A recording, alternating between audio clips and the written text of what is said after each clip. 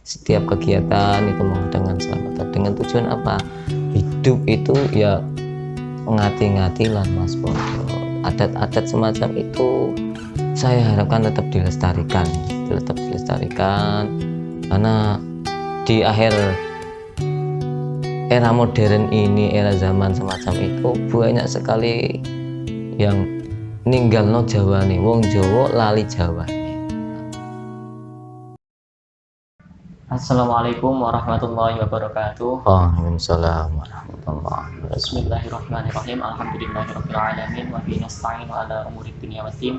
Assalatu wassalamu ala asyrofil anbiya'i wal mursalin sayyidina wa maulana Muhammadin wa ala alihi wa sahbihi ajmain. La haula wala quwwata illa billahil azim. Amma ba'd.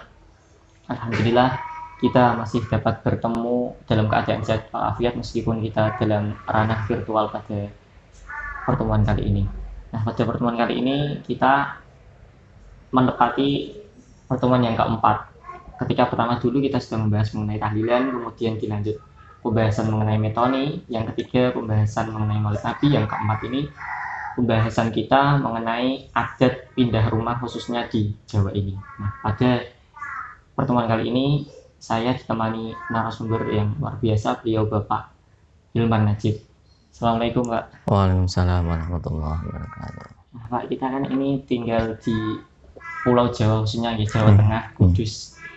Untuk adat pindah rumah sendiri, setahu saya ini beberapa orang ketika pindah rumah membawa alat-alat entah apapun itu, Pak. Saya kurang mengerti. Yang saya tahu dari ibu saya, salah satunya membawa sapu. Nah, itu Pak.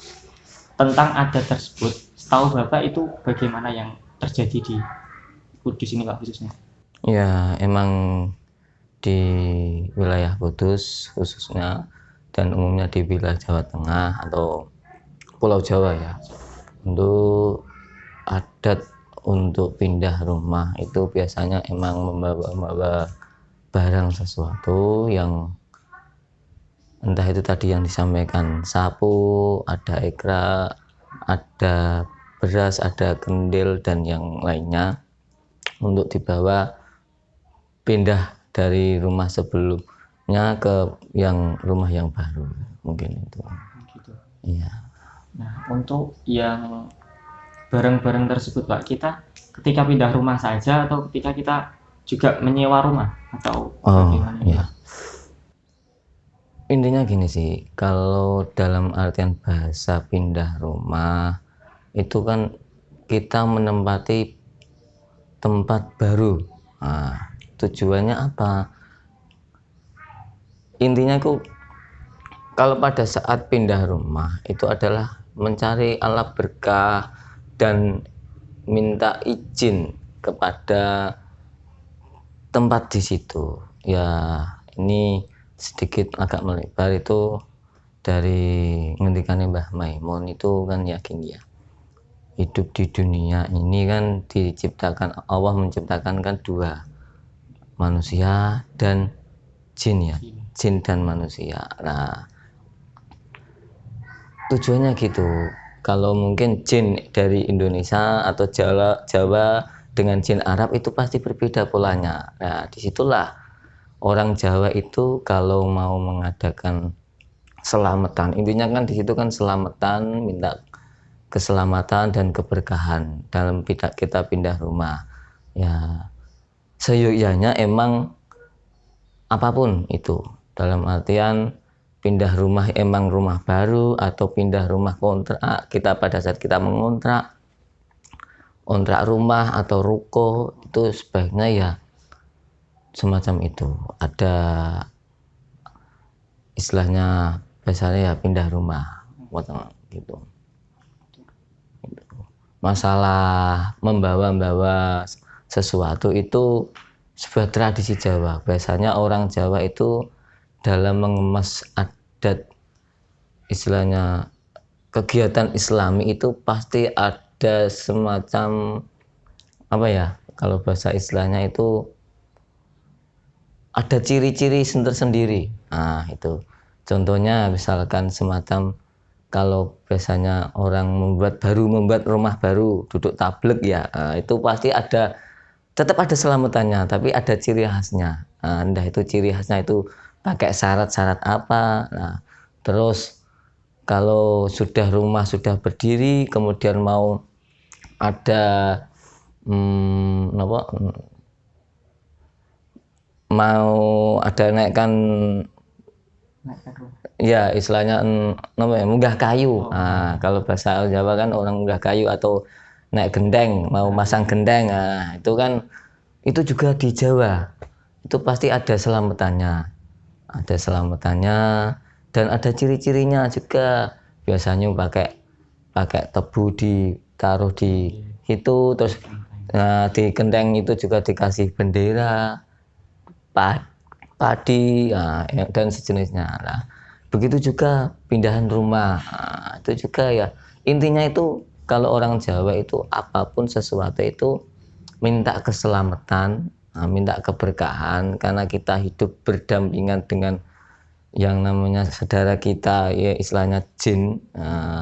Dan kita pasti tahu kita itu hidup minta keberkahan dan keselamatan kepada Allah, ya intinya di situ. Tapi orang Jawa biasanya pakai titen-tiniten. Nah, contohnya juga ini sedikit ya, misalkan biasanya orang kalau lahiran bisa dititeni. Nah, depan rumah itu pasti ada lampunya. Nah, itu ari-arinya dikasih lampu. Itu tujuannya kan ya, kalau dulu sender tapi kan ya sekarang pakai lampu. Lah tujuannya itu juga.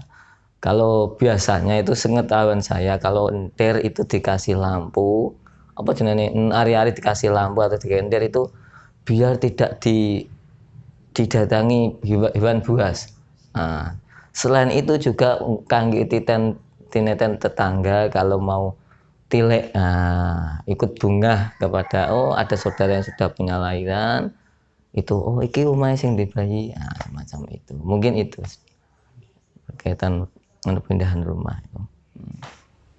Oh gitu ya Pak. Jadi budaya tentang adat pindah rumah di Jawa itu sangat kental sekali, sangat banyak ciri khasnya tersendiri itu, mulai dari tadi membahas sapu, ekrak, bahkan tidak berhenti sampai pindah rumah saja. Ketika kita menaikkan apa tadi istilahnya kayu-kayu, ketika kita memasang genteng pun ada ciri khasnya tersendiri. Nah itu kan dari internal kita sendiri membawa barang dari rumah yang lama menuju rumah yang baru. Untuk yang berhubungan dengan masyarakat sekitar, kita apakah harus memberikan suatu selamatan ke masyarakat sekitar, tetangga kiri kanan, dan juga bunda-bunda yang ada di situ, atau bagaimana Pak terkait untuk masyarakat sekitar itu? Biasanya gini Mas ya, untuk kita pada saat orang Jawa atau khususnya orang Kudus itu pindahan rumah ya, itu emang dari rumah yang lama pindah ke rumah yang baru itu emang biasanya membawa sesuatu. Contohnya tadi semacam tikar, terus ada kendil ya, kendil tempat beras, isinya juga ada berasnya, ada tempat bumbu-bumbu istilahnya seperti cabai, bawang, dan ditutup dengan daun kelueh. Nah, itu semacam itu juga membawa Quran, si yang laki-laki membawa Quran dan membawa kalau saat ini ya teplok atau sender. Nah, itu biasanya membawa itu. Kemudian yang membawa untuk yang tikar dan bantal itu yang membawa adalah si laki-laki dan pakai ekrak dan pacul, sapu. Tapi untuk yang perempuan biasanya menggendong ngemban bahasanya ya, ngemban membawa kendil yang isinya itu beras sama tadi bumbu-bumbu dapur dan juga daun keluar semacam itu, dan yang laki-laki bawa Quran semacam itu pada saat prosesi dari perjalanan dari rumah menuju ke rumah yang baru, semacam itu. Kemudian bagaimana dengan tadi kan bertujuan untuk mencari keselamatan ya. Nah, hubungan dengan manusia itu ciri khasnya itu biasanya membawa itu. Nah, kemudian hubungan dengan masyarakat yang hidup sekitar, nah, biasanya itu emang dari tetangga sekitar yang rumah lama itu diajak ke rumah yang baru, menyaksikan misalkan si A, saya itu mau pindah ke tempat desa yang lain karena saya punya rumah baru atau saya kontrak di sana, nah, saya ajak saudara dan tetangga itu istilahnya derek ke nah, ke sana. Tuh setelah di sana itu tidak berhenti hanya membawa semacam itu, tapi di sana itu di rumah yang baru itu ada istilahnya doa Rasul.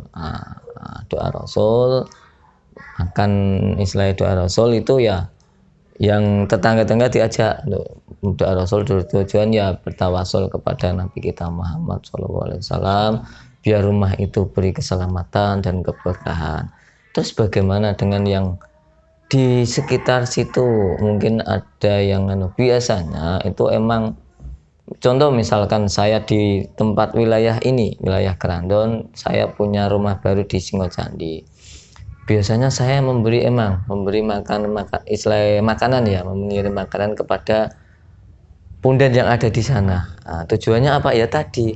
Yang namanya manusia itu hidup pasti berdebat dengan yang sudah meninggal atau dengan makhluk gaib. Nah, itu kita bersilaturahim. Nah, minta izinnya.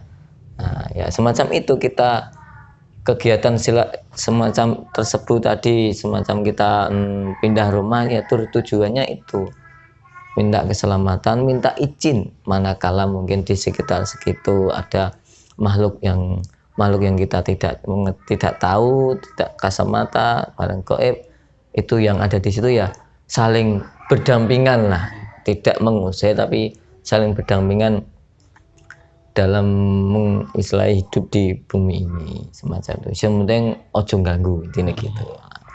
Semacam itu mungkin itu. Luar biasa penyampaian dari beliau.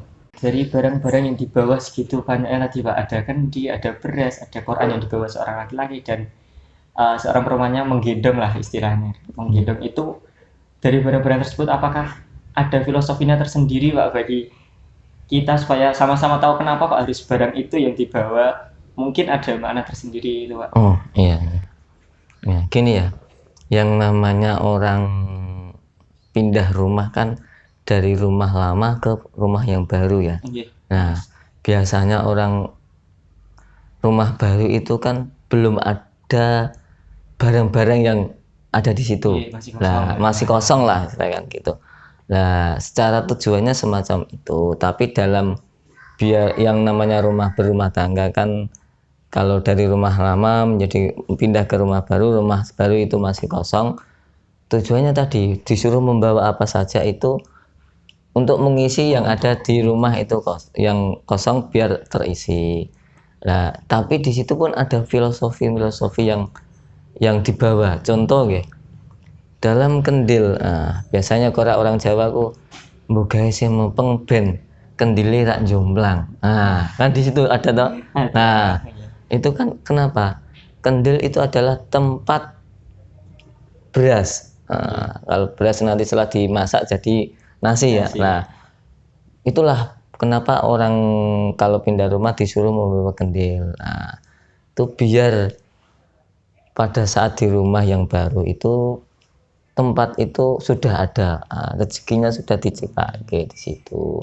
Kemudian dalam kendil itu ada beras, ada tempat bumbu-bumbu semacam cabai, bawang, dan yang sejenisnya, dan ditutup dengan tadi saya sampaikan adalah daun kluweh. Nah, itu kalau orang Jawa itu daun kluweh itu bermakna istilahnya gini ya, kluweh itu ben luweh-luweh. Nah, kendil itu adalah rezeki, di dalam rezeki itu ada bahan-bahan makanan yang pokok. Nah, ditutup dengan daun kluweh biar rezekinya itu luweh-luweh. Nah, kalau bahasa Indonesia luweh-luweh ya berlimpah. Nah, rezekinya itu biar berlimpah. Kenapa ditutup dengan daun kluweh semacam itu. Kemudian membawa sapu, nah diminta untuk dibekas, biasanya dibuat pepeling itu biar rumahnya itu supaya bersih. Selalu bersih, selalu bersih. Kan gandengannya sapu adalah ekra. Itu biar supaya rumahnya itu selalu bersih, karena kita ketahui kan kita orang Jawa tapi kita beragama Islam. Nah, orang Islam itu suka yang namanya kebersihan. Nah, semacam itu. Ada lagi pakai Quran, membawa Quran. Nah, bertujuan apa? Biasanya orang Jawa itu ngandaninya itu dengan perilaku. Nah, disuruh membawa Quran biar rumahnya itu selalu untuk membaca Al-Quran. Dan kita ketahui di Islam kan kalau rumahnya selalu dibacakan Al-Quran itu ada keberkahan. Dan ada lagi sender. Itu adalah cahaya lah. Kalau dulu kan sampai yang dulu kan belum ada listrik ya. Lah itu adanya adalah senter lah itu supaya rumah itu selalu bercahaya. Padang berarti ono wonge, ono sing ngenggoni, semacam itu. Satu lagi yaitu tikar itu dua fungsi, tikar bantal. Kalau bantal kita ketahui untuk tidur ya. Kalau tikar itu ya fungsinya untuk tidur, yang kedua menyambut tamu. Biasanya kalau ada unen-unen Jawa itu lagu tamu nih teko gelarno kloso. Itu. Macam itu. Lah tujuannya di situ. Kenapa kok gak spring bed? Dulu ndak ada spring bed. Kenapa kok gak bantal dengan kasur? Ndak ada. Dulu kan emang kesederhanaan dulu kan emang tikar, terus entir dan semacam itu. Itulah. Sampai sekarang dibawa sampai adat sampai sekarang ya. Saya harapkan ya ini bisa masih dilestarikan karena itu sebuah walaupun dikatakan adat Jawa tapi juga ada filosofi yang menarik di situ. Pepeling, orang tua itu kalau ngasih pepeling atau memberi nasihat itu kadang secara ucapan, terkadang secara perilaku. Nah, itulah perilaku yang mungkin agar dikon nggawa Quran ben tujuannya apa nanti di rumah itu biar dibaca Qurannya, semacam itu. Mungkin itu filosofi dan sebenarnya masih banyak tapi ya mungkin kalau diterangkan ya sampai lama ini. Yes ya Pak. Yes, begitu kayaknya ya Pak budaya Jawa ini sampai per barang pun itu ada filosofinya dan memang itu filosofinya bukan hanya Jawa tapi juga ada hubungannya dengan Islam. Nah, itu sudah jelas tentang Quran tadi, tentang kita memohon dengan filosofi kandil tadi supaya banyak rezeki.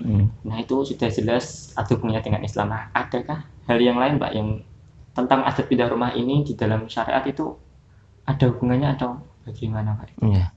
Itu kita ketahui dalam Al-Quran surat Ibrahim ayat 37 itu diterangkan bahwasanya pada saat Nabi Ibrahim itu membawa istrinya yang namanya Ibu Siti Hajar, itu ke